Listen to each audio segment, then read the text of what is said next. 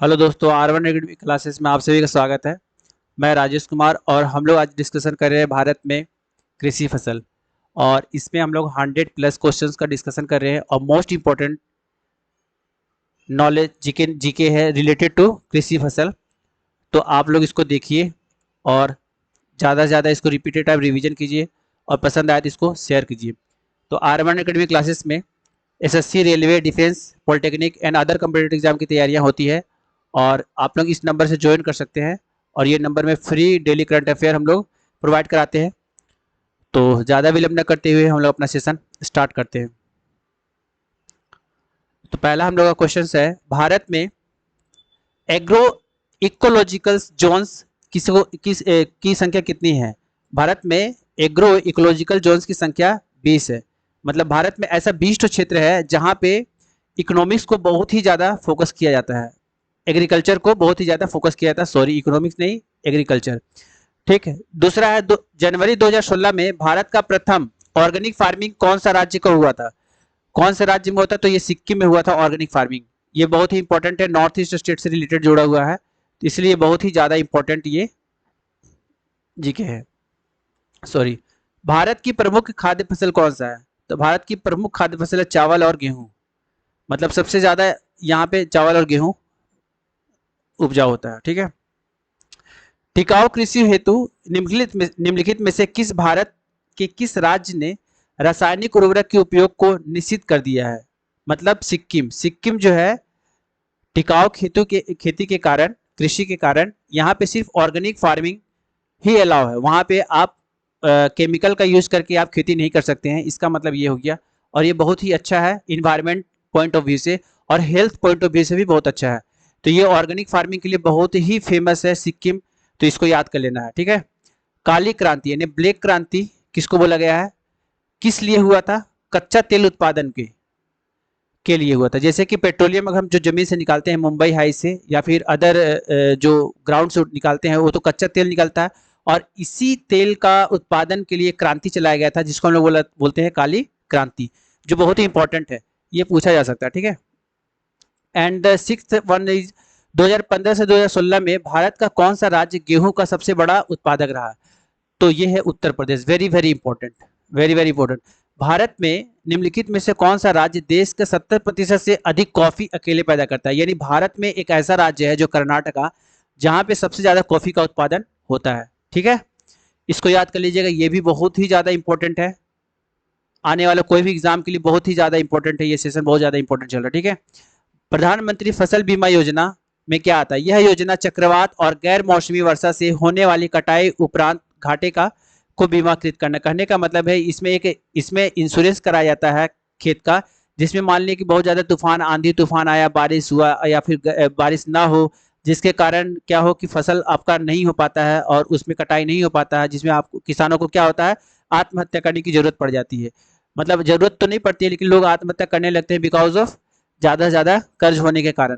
तो इसीलिए ये प्रधानमंत्री फसल बीमा योजना चलाया गया है, जिसके कारण किसानों को मदद किया जा सके इस योजना के तहत।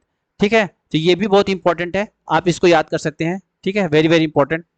एंड नेक्स्ट सेशन है, नेक्स्ट क्वेश्चन है हम लोग का, भारत में मसालों का सर्वाधिक उत्पादक कौन सा? ये भी बहुत इंपॉर्टेंट है, केरला। केरला में भारत में सबसे ज्यादा मसाला उत्पादन किया जाता है। Very important. भारत में आधे से अधिक सोयाबीन का उत्पादन प्राप्त होता है कहाँ पे? मध्य प्रदेश में। तो ये मध्य प्रदेश में सोयाबीन का उत्पादक होता है, ये भी बहुत इंपॉर्टेंट है। मतलब ये पूछ सकता है कि सोयाबीन सबसे ज्यादा किस स्टेट में भारत में उपजाया जाता है? तो ये है Madhya Pradesh. Very important. Next, भारतीय मसाला बोर्ड ने मसाला पार्क स्थापन किया है कहाँ पे? तो साइलेंट वैली। साइलेंट वैली में मसाला पार्क, मतलब एक पार्क ही बना दिया गया है मसाला के नाम पे, वो है साइलेंट वैली में। ठीक है, ये याद कर लीजिएगा। गन्ना उत्पादन में अग्रणी स्थान किसका है? तो ये ब्राजील का। पूरे विश्व में ब्राजील में सबसे ज्यादा गन्ना होता है, ये भी बहुत इंपॉर्टेंट है। रेशेदार कृषि उत्पादन नहीं है कौन? तो ऊन। रबड़ उत्पादक के रूप में भारत का विश्व में कितना स्थान है? तो चौथा स्थान है। चतुर्थ का मतलब होता है चौथा स्थान है रबड़ उत्पादन में। हरित क्रांति का मुख्य उद्देश्य क्या था? हरित क्रांति का मुख्य उद्देश्य था उच्च उत्पादक फसल जातियों का प्रदान करना, मतलब ज्यादा से ज्यादा फसलों का उगाना। ठीक है, हरित क्रांति का मतलब यही था। गेहूं उत्पादकता की दृष्टि से भारत का विश्व में कौन सा स्थान है? तो गेहूं में भारत दूसरा स्थान है। किस राज्य में कपास के प्रति हेक्टेयर उपज सर्वाधिक है? तो ये पंजाब में सबसे ज्यादा कपास होती है प्रति हेक्टेयर। सोयाबीन उत्पादन की दृष्टि से देश के राज्य अग्रणी है, कौन से राज्य है? तो ये है मध्य प्रदेश। ठीक है, ये रिपीटेड क्वेश्चन है, कोई बात नहीं, इसको याद कर लीजिएगा। विस्तृत कृषि की जाती है, विस्तृत का मतलब बहुत ही बढ़ चढ़ के खेती कहाँ पे की जाती है? बड़े बड़े मशीनरी का इस्तेमाल करके। ये है कनाडा में। कनाडा ऐसा देश है विश्व का जहाँ पे बहुत बड़े बड़े मतलब हजारों हेक्टेयर का जमीन को वो क्या करता है? टेक्नोलॉजी के द्वारा वो खेती करता है। ठीक है, तो ये भी बहुत इंपॉर्टेंट है। मूंगफली के उत्पादन में विश्व में भारत का कितना स्थान है? तो ये है दूसरा, ये भी बहुत इंपॉर्टेंट है, very very important. Okay, Bharat में हरित क्रांति के दौरान सर्वाधिक ध्यान निम्न में से किस पर दिया गया था? तो अधिक खाद्यान्न उत्पादन में, जो मतलब खाने का उत्पादन है, मतलब क्रॉप कृषि पे नहीं दिया गया था, जो जो खाने योग्य है उसका उत्पादन, जैसे चावल हो गया, गेहूं हो गया, इस पे भारत बहुत ज्यादा ध्यान दिया था। और एक चीज और है, हरित क्रांति में जो पंजाब है और उत्तर प्रदेश, ये वाला क्षेत्र में जो है ना सबसे ज्यादा फायदा हुआ था। क्यों? क्योंकि वहां पे इरिगेशन जो था ना रिलेटिवली और स्टेट से अच्छा था, इसलिए ये लोग ज्यादा इसका फायदा उठा पाया था। हुआ तो पूरा इंडिया में था, लेकिन सबसे ज्यादा फायदा यही लोग स्टेट को हुआ था। ठीक है, तो चलिए ठीक है, देखते हैं नेक्स्ट। भारत में गन्ना उत्पादन सर्वाधिक राज्य कौन सा है? तो ये है उत्तर प्रदेश। भारत का सर्वाधिक गन्ना का उत्पादन जो है वो उत्तर प्रदेश में, ये भी बहुत इंपॉर्टेंट है। कहवा उत्पादन में सर्वाधिक महत्वपूर्ण राज्य कौन सा है? तो ये है कर्नाटका। दलहन का सर्वोच्च उत्पादक राज्य कौन सा है? तो मध्य प्रदेश। ये भी बहुत ज्यादा पूछता है, वेरी वेरी इंपॉर्टेंट। विश्व में चीनी का सबसे बड़ा उत्पादक एवं आपूर्तिकर्ता कौन है? तो ब्राजील। ब्राजील में ऑब्वियस है, गन्ना सबसे ज्यादा होता है, और गन्ना सबसे ज्यादा होता है तो चीनी भी सबसे ज्यादा उत्पादक वहीं पे होगा। भारत में पश्चिमा ऊन प्राप्त होता है कहाँ पे? बकरी से। बकरी से ये पश्चिमा ऊन प्राप्त होता है। ठीक है, भारत में दलहन के दो अग्रणी उत्पादक राज्य कौन है? राजस्थान और मध्य प्रदेश दो अग्रणी राज्य है, इसको भी याद कर लेना है। पशुधन का घनत्व तो सबसे अधिक राज्य कौन सा है? उत्तर प्रदेश। मतलब हाइयर डेंसिटी ऑफ एनिमल्स का है सबसे ज्यादा उत्तर प्रदेश में। ठीक है, तो इसको भी याद कर लीजिएगा, बहुत इंपॉर्टेंट है भी।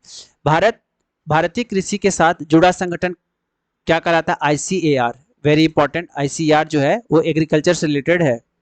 भारत में मक्का के दो वृहत्तम उत्पादक राज्य कौन से? मक्का सबसे ज्यादा कर्नाटका में होता है और आंध्र प्रदेश में मक्का सबसे ज्यादा होता है।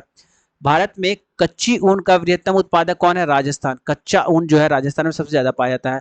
तंबाकू का प्रमुख उत्पादक, तंबाकू सबसे ज्यादा आंध्र प्रदेश और गुजरात, ये दो क्षेत्र में सबसे ज्यादा पाए जाते हैं तंबाकू, वेरी वेरी इंपॉर्टेंट। ठीक है, रबड़ का सर्वाधिक उत्पादक राज्य है त्रिपुरा। ये बहुत ही ज्यादा इंपॉर्टेंट है, because of north east state के कारण। नॉर्थ ईस्ट का जितना भी स्टेट है वो बहुत ज्यादा इंपॉर्टेंट होता है जीके पॉइंट ऑफ व्यू से। ठीक है, भारत की फसलों में से कौन सा सिंचाई जल का सबसे बड़ा उत्पादक है? तो ये है गेहूं।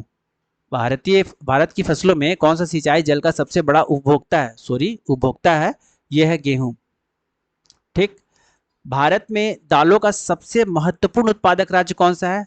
तो मध्य प्रदेश। ये बहुत इंपॉर्टेंट है, इसको रिपीटेड टाइम इसको रिवीजन कर लीजिएगा। भारत में दूध का सबसे बड़ा उत्पादक कौन है? तो उत्तर प्रदेश, वेरी इंपॉर्टेंट।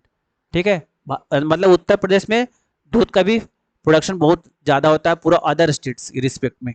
भारत में गेहूं का सबसे बड़ा उत्पादक राज्य कौन सा है? ये भी उत्तर प्रदेश है, ये भी वेरी वेरी इंपॉर्टेंट।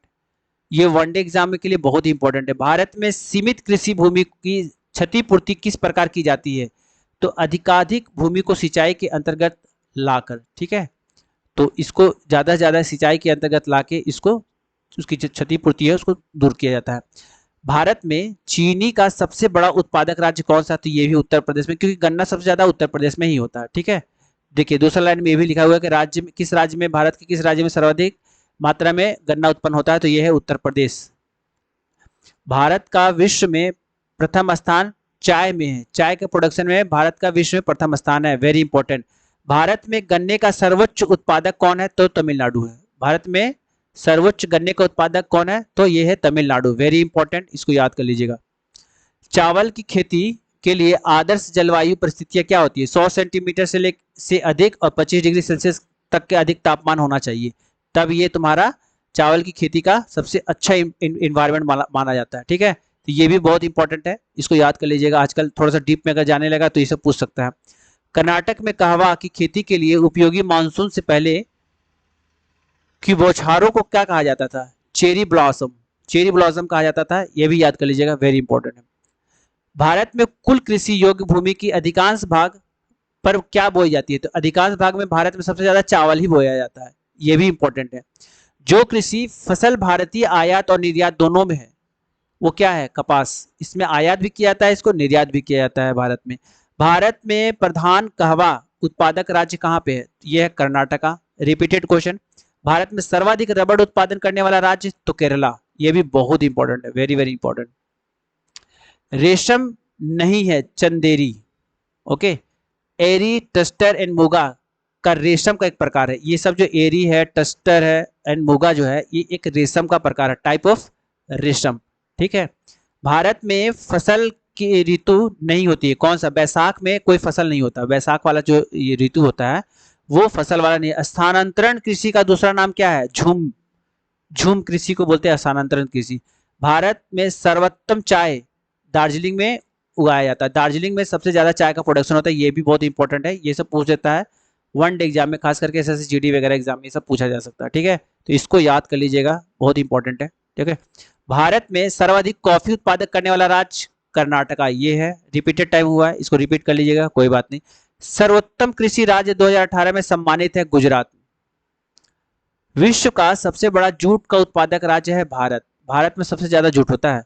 किस उत्पाद को भारत का पहला भौगोलिक संकेत प्राप्त हुआ है? दार्जिलिंग की चाय को। ठीक है, जीआई टैग जिसको हम बोलते हैं ना, ज्योग्राफिकल इंडिकेशन। ज्योग्राफिकल इंडिकेशन सबसे पहले दार्जिलिंग के चाय को मिला है भाई। उड़ीसा का ब्रिंटा क्या है? झूम कृषि का स्थानीय नाम है ब्रिंटा। ठीक है, ब्रिंगा, सॉरी ब्रिंगा है। ठीक है। केरल में फसल की कटाई पर उत्सव मनाया जाता है, उसका नाम है क्या? ओणम। ओणम जो है फसल की कटाई पे मनाया जाता है, ये भी बहुत इंपॉर्टेंट है। पहला चीज ये पूछ सकता है कि ओणम कहाँ पे सेलिब्रेट किया जाता है? तो ये केरला में। किस लिए किया जाता है? जब फसल की कटाई की जाती है उस समय किया जाता है इसका। ठीक है। रबी फसलों की बुआई की जाती है। रबी फसल की बुआई जो है अक्टूबर और नवंबर के समय में किया जाता है। खरीफ फसलों के किस मौसम की शुरुआत के साथ बोई जाने वाली फसलों के रूप में वर्णित किया जा सकता है? तो ये है वर्षा। ठीक है, तो ये है वर्षा। ये सब याद कर लीजिएगा, बहुत इंपॉर्टेंट है, वेरी वेरी इंपॉर्टेंट। झूमिंग कृषि प्रणाली मुख्यतः अपनाई जाती है मणिपुर, मेघालय में। भारत में प्रमुख काजू उत्पादक राज्य कौन सा है? तो ये है केरला। केरला जो है प्रमुख काजू उत्पादक राज्य है। कौन सा राज्य प्रधान शक्कर उत्पादक राज्य नहीं है? ये है जम्मू कश्मीर। किस पंचवर्षीय योजना के दौरान डेयरी उद्योग में विश्व में भारत का पहला स्थान हो गया है? तो यह है 10वीं। गुजरात में विषय में सही नहीं है, गुजरात किस विषय में सही नहीं है? यह तंबाकू का सबसे बड़ा उत्पादक है, ये सही नहीं है। राष्ट्रीय कृषि एवं ग्रामीण विकास बैंक की स्थापना किस पंचवर्षीय योजना के में की गई थी? ये 6ठी पंचवर्षीय योजना में की गई थी। इसको सिंपल याद कर लीजिएगा। पीसी कल्चर से क्या हुआ था? पीसी कल्चर का मतलब है मछली पालन। मधुमक्खी पालन को क्या बोलते हैं? AP culture. ये भी इंपॉर्टेंट है। भारत में कौन सा राज्य चाय उत्पादक नहीं करता है? झारखंड में चाय नहीं होता है। तेल की फसल नहीं है, बाजरा। भारत का प्रमुख चाय उत्पादन क्षेत्र नहीं है, तो कश्मीर में चाय उत्पादन क्षेत्र नहीं है। सर्दियों के मौसम में बोए जाने वाले फसलों को क्या कहा जाता था? रबी फसल कहा जाता था। ठीक है। भारतीय कृषि को कहा जाता है मानसून पर दाव, मतलब मानसून पर निर्भर रहता है ये। मार्च और जून के बीच उगाई जाने वाली फसल है ग्रीष्मकालीन फसल है। उत्तर पूर्वी भारत में झूमिंग खेती को कहा जाता है क्या? झूम कृषि। कौन सी धन यानी अनाज फसल नहीं है? शीशम जो है वो अनाज फसल नहीं, एक प्रकार का पेड़ है जो जिसका लकड़ी का इस्तेमाल हम लोग या टेबल कुर्सी बनाने में करते हैं। बहुत ही इंपॉर्टेंट है, इसको बहुत ही ज्यादा मजबूत लकड़ी निकलता है शीशम का पेड़ का, लेकिन ये फसल नहीं है। फसलों को नियमित अंतराल पर की जाने वाली पानी की आपूर्ति कहलाती है क्या? सिंचाई। ओके, ये सब याद कर लीजिएगा। अरबी शब्द का खरीफ का अर्थ क्या है? पतझड़। ठीक है। कौन सा फसल जायद की फसल नहीं है? सरसों। सरसों जो है जायद की फसल नहीं है। पंजाब और हरियाणा में सबसे अधिक मात्रा में किसकी उपज होती है? तो ये सबसे ज्यादा होती है गेहूं की। भारत में अनाज का सबसे बड़ा उत्पादक जिसका 2016 और 17 में देश के कुल अनाज उत्पादन में 17.83 हिस्सेदारी थी, ये उत्तर प्रदेश में हुआ था। कौन सा राज्य भारत में कौन सा राज्य गेहूं का अग्रणी है? उत्तर प्रदेश है। भारत में कृषि बेरोजगार का स्वरूप क्या है? केवल मौसमी और केवल पश्चिमी। ठीक है, इस प्रकार के लोग जो है कृषि बेरोजगार का ये टाइप है। सर्वाधिक प्याज, प्याज जो है भारत में किस राज्य में सबसे ज्यादा होता है? महाराष्ट्र में होता है। हरित गृह प्रभाव का अर्थ क्या है? वायुमंडल में ग्रीन हाउस गैस के घनीकरण के कारण वायुमंडल के तापमान का बढ़ना, यही है हरित गृह का प्रभाव। विश्व में कपास उत्पादन का सबसे विशाल क्षेत्र कौन सा है? तो ये है चीन। सब्जी उत्पादन में भारत का विश्व में कौन सा स्थान है? तो दूसरा। फल उत्पादन में भारत का विश्व में कौन सा स्थान है? तो दूसरा है। ये भी बहुत इंपॉर्टेंट है, ये सब बहुत इंपॉर्टेंट है, बहुत वेरी वेरी इंपॉर्टेंट, ठीक है।